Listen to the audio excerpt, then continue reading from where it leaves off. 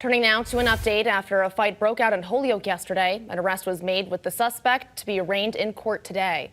Two Holyoke police officers saw the fight break out just after 1:30 yesterday morning at the intersection of High and Lyman Streets. During the fight, the suspect, Eric Santiago, fired a handgun, narrowly missing the other person. When Santiago saw the two officers approaching, he ran away but was caught and arrested. The gun on your screen right now was confiscated.